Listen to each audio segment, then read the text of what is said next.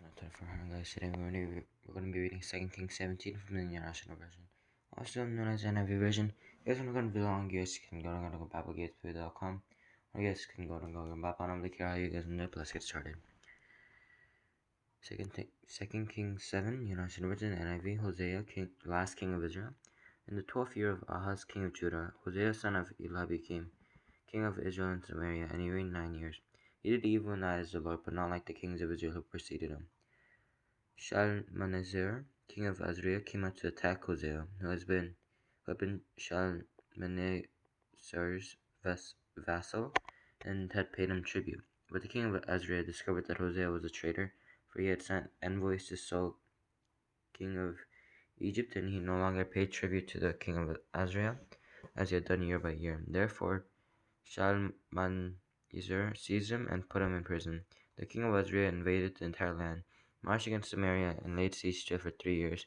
In the 9th year of Hosea, the king of Assyria captured Samaria and deported the Israelites to Assyria. He settled them in Halah and Gozan on the harbor river and in the towns of the Medes. Israel exiled because of sin. All this took place because the Israelites had sinned against the Lord their God, who had brought them up out of Egypt from under the power of Pharaoh king of Egypt. They worshipped other gods and followed the practices of the nations the Lord had driven out before them, as well as the practices that the kings of Israel had introduced. The Israelites secretly did things against the Lord their God that were not right.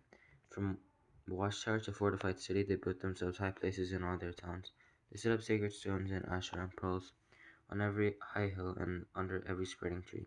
In every high place they burned incense as the nations whom the Lord had driven out before them had done.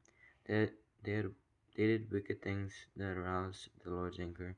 They worshipped idols, though the Lord had said, "You shall not do this." The Lord warned Israel and Judah throughout his prophets and seers, "Turn from your evil ways, observe my commands and decrees in accordance with the entire law that I commanded your ancestors to obey, and that I delivered to you through my servants the prophets. But they would not listen and were as stiff-necked as their ancestors, who did not trust in the Lord their God. They rejected his decrees and the covenant he had made with their ancestors and the statutes he had warned them to keep. They followed worthless idols and themselves became worthless. They intimidated the nations around them although the Lord had ordered them, "Do not do as they do." They forsook all the commands of the Lord their God and made for themselves 2 idols, cast in the shape of cows, and an Asherah pole.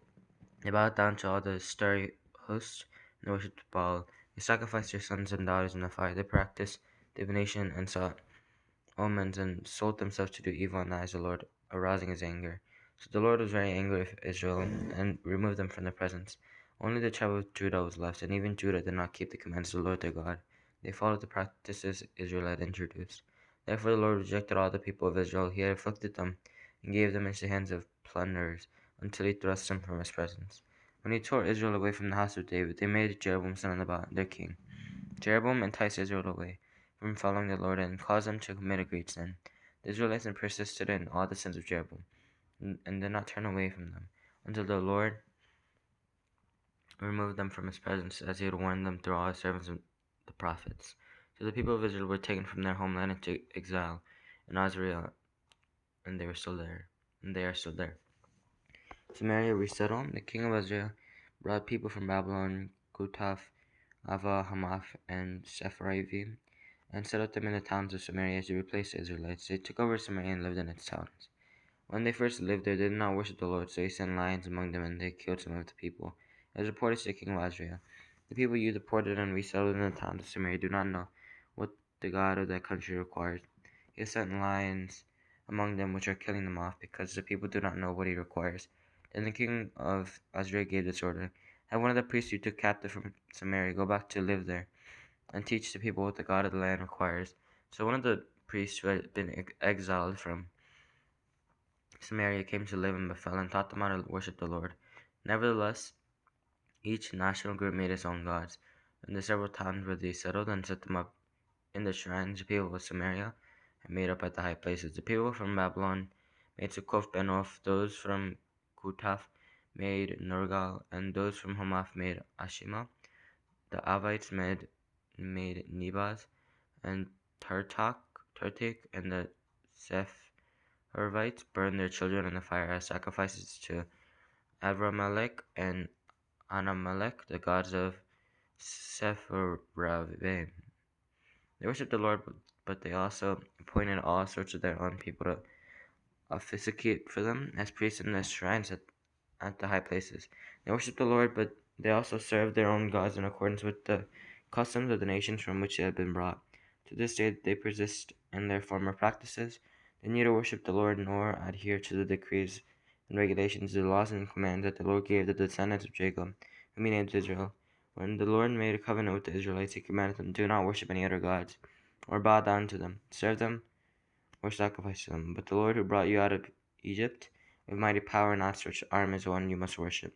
To him you shall bow down, and to him offer sacrifices. You must always be careful to keep the decrees and regulations, the laws and commands he wrote for you.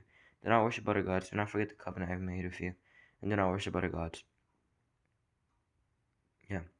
Rather worship the Lord your God. It is he who will deliver you from the hand of all your enemies. They would not listen, however, but persisted in their former practices.